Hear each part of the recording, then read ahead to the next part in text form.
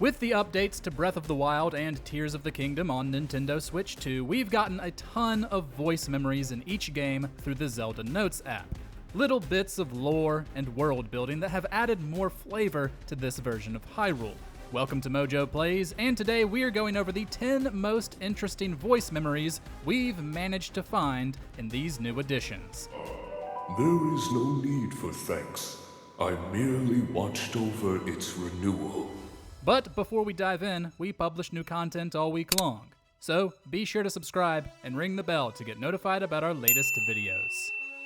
Memories with Father. Since Zelda's father died in the Calamity, Breath of the Wild doesn't spend much time on their relationship. His spirit shows signs of deep regret at how he treated her, which we see in a key flashback where he criticizes her for not having awakened her sealing power.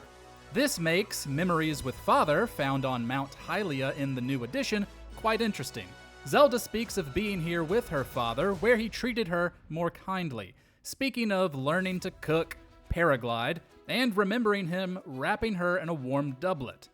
At the castle, we are king and princess, but while here, we were father and daughter. In this same location in Tears of the Kingdom, you'll find the voice memory A King's Rest, where Zelda's grief catches in her throat upon visiting her father's grave.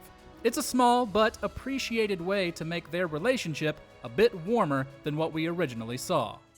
That he will rest here, forever looking out over Hyrule. Mother, father, though the land is still littered with ruins, I promise you that I will restore it. Concerning the fossils. In Breath of the Wild, the Leviathan bones were considered by many to be nods to specific characters from the series. Levias from Skyward Sword, Oceus from Phantom Hourglass, and the Windfish in Link's Awakening. But in Tears of the Kingdom, more massive skeletons were found in the depths, bringing more questions. Now, near the Leviathan skeleton in the Gerudo Desert, you'll find a voice memory from Zelda called Concerning the Fossils, which may clear things up a bit. She speaks of legends claiming that Hyrule was once at the bottom of a vast ocean, but since there are so few on the surface, she theorizes about marine life venturing deeper to the depths. Except, it seems to me that there are too few fossils. Maybe sea life found roots even deeper. Maybe through chasms like the one near Barida Lookout. A voice memory from Koga, Great Skeletons of the Depths, at the Gerudo Dark Skeleton, supports this theory, claiming that ancient creatures could easily venture below the surface via chasms. The surface and the depths are connected. Then that means the creatures living up above could come down here. These musings, of course, bring Wind Waker and its Great Sea to mind. Spring of Power. Throughout the series, Ganondorf is the typical wielder of the Triforce of Power. And in Breath of the Wild, set long after the rest of the series, we learned that it had some interesting consequences for Din, goddess of power and one of Hyrule's creators. In the voice memory Spring of Power, found at the location of the same name, Zelda tells us that faith in Din has waned throughout history due to power being seen as a symbol of the Demon King. Once she was one of the three goddesses, alongside courage and wisdom, but it is said that faith in her dimmed due to power being seen as a symbol of the Demon King. This ties in with another memory, Broken Boars, in the Finra Woods near the Zonai ruins. Here we see some ancient Zonai worshipped certain animals, thought to represent the three pieces of the Triforce: dragons for courage, owls for wisdom, and boars for power. However, according to Zelda, boars eventually became seen as evil due to Ganon taking the form of one across the series, with statues in the surrounding area showing considerable damage. I remember reading in literature that the Demon King took the form of a boar, and that, upon learning this, people came to regard them as evil. It's an interesting aspect that the series hasn't really touched on before, that Ganondorf's actions would reflect badly on one of the Golden Goddesses. Faith in the Lightning Dragon. The most interesting voice memories in Tears of the Kingdom come from Zelda, but Rauru and Koga still have some noteworthy information to give. On the draconic-shaped Thunderhead Isles, you can find Faith in the Lightning Dragon, where Rauru tells us that they were created by the Zonai as a lightning rod to prevent lightning from striking elsewhere. However, he also tells us that the location's creation resulted in people on the surface believing the lightning dragon to be a divine protector. In actuality, it is a lightning rod the Zonai constructed to prevent lightning strikes. Perhaps this is how belief in the lightning dragon began. Of course, the Thunderhead Isles sit high above the Faerun region, which the lightning dragon Farosh flies through, and where the Spring of Courage in honor of the goddess Farore is found. This memory creates some captivating threads, allowing us to further dissect the history of the world. And Raru's contemplation on belief stemming from unrelated coincidence is a small but impactful sentiment. Divine punishment. In Breath of the Wild, Link could meet the horned statue by Hateno Village, who allowed him to trade life for stamina, and vice versa, but for a price. Once a powerful deity, he was turned to stone by the goddess Hylia, who didn't look kindly on his deals. The statue appears again in Tears of the Kingdom, this time in a tunnel beneath Lookout Landing. However, if you go back to Hateno Village in the new edition, to the statue's previous location, you'll find a voice memory where Zelda details her own encounter with it. Just as it started to suck the life from her, a bolt of lightning struck it, knocking the statue into nearby water. But just as suddenly, a bolt of lightning struck the statue, toppling it into the water. That feeling...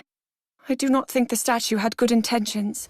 With every Zelda being a reincarnation of the original in Skyward Sword, herself the mortal reincarnation of Hylia, this reaction from the goddess towards a deity she once dealt with is undeniably great. It also ties in with dialogue from the horned statue in Tears of the Kingdom. He states he was moved by Hylia from Hateno Village to a pond before ending up in the underground tunnel. A stone giant. In the depths, players can find bargainer statues, massive stone entities that will grant Link rewards in exchange for Pose, the souls of the dead found all over the area. While they're shrouded in mystery, the monstrous faces on their backs don't instill high hopes that their intentions are good. A voice memory from Koga, a stone giant at the Cliff Bargainer statue, confirms that we should be wary of them. While confirming that they didn't come from the Zonai, he also theorizes that they were turned to stone by Hylia, who perhaps didn't like how they dealt with souls as currency. Maybe the goddess did it because you did something bad. Well, bad by her standards. And if she didn't like you, I bet we would have gotten along. And as we saw with the horned statue, Hylia has turned her enemies to stone before.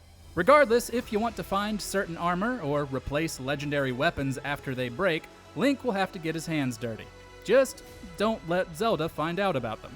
Unwavering devotion. There are several voice memories from Breath of the Wild that connect to others in Tears of the Kingdom, creating miniature stories to flesh out the world. One of my favorites is Unwavering Devotion, found at the Rito stable just outside Rito Village. Through Zelda, we learn that this stable has the oldest history of all of them, that the owner would never sell no matter the price, and that she believes his passion would be carried on by his future family. The proprietor was proud to tell me that of all of them, Rito Stable boasts the oldest history. He also shared that no matter what price was offered, he would never sell it. Well, come back to this spot in Tears of the Kingdom, and the owner's descendant actually did have to sell it. It now operates as the Lucky Clover Gazette. Another voice memory, Gally's Worries, explains that the owner was struggling to keep it open. I spoke with Gally at Rito Stable, who seems worried about whether he can keep the stable open, though it sounds like he's had an offer to sell it to a newspaper of all things. And this was before Ganondorf's blizzard caused him to close completely. Gally can still be found here, though without much to do. The original owner's refusal to sell adds a quiet sadness to the stable and Gally's story. The Shadow People. In Eldon Canyon, at the southeastern base of Death Mountain, you can find the Shadow Hamlet ruins, a small, destroyed village where there's little to do. However, a voice memory from Zelda in the new version of Breath of the Wild reveals even the most ordinary locations can have interesting history. Apparently, this was home to people who preferred to be disconnected, whose seclusion made the village unknown to most others. They even turned Zelda away when she came to warn them about the calamity. Many in Hyrule do not even know this place exists. I at least knew the name, but I had no idea it would be like this. The village may have seen its downfall during the apocalyptic event, but no one knows for sure. In the Lost Hamlet memory for Tears of the Kingdom, Zelda wonders if she could have tried harder to get them to listen to her. while stating that what exactly happened to the villagers is unknown. This little mystery takes a small, seemingly unimportant spot of the map and gives it a great new layer. I wonder if this place would be more than ruins if I had tried harder to get them to listen. In a puff of smoke. Following the release of Tears of the Kingdom, many quickly picked up on the fact that most Sheikah technology seen in Breath of the Wild was now gone, and there was no explanation for it. Remnants remained. A lone guardian sits on top of the ancient Hateno Tech Lab, and pieces of them were seemingly used in the construction of the Skyview Towers. But as for the rest of the guardians, the shrines, and the divine beasts, they simply vanished. This isn't far from the truth, actually. A voice memory from Zelda by the lab reveals that the Sheikah tech housed there turned to dust after the calamity was defeated, implying that the same happened elsewhere, and that any artifacts left over were merely replicas.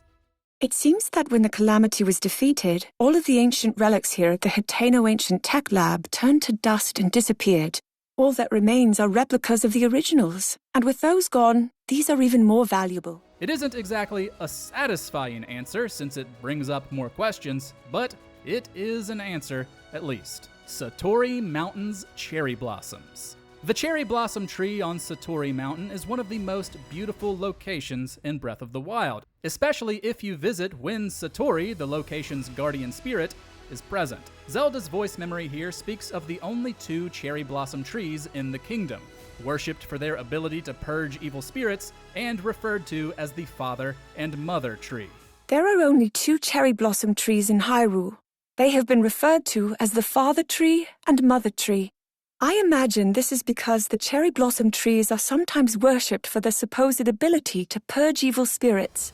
She also claims that Satori was sent there by the Father Tree to protect the Mother Tree. The only other tree with cherry blossoms is the Great Deku Tree, found in the Korok Forest. This creates a fascinating new connection between these locations, and things get deeper in Tears of the Kingdom. With several new cherry blossom trees appearing across Hyrule, Zelda then wonders if they're appearing because the calamity was defeated, or if it's in preparation for something worse. However, it is said that cherry blossoms can purify evil. Does that mean more are appearing because the calamity has disappeared, or are they appearing in preparation for some new threat? Obviously, it's the latter. Regardless, these memories add something new to the lore of the Great Deku Tree, the mysterious Satori, and their roles in strengthening the world to combat the Demon King.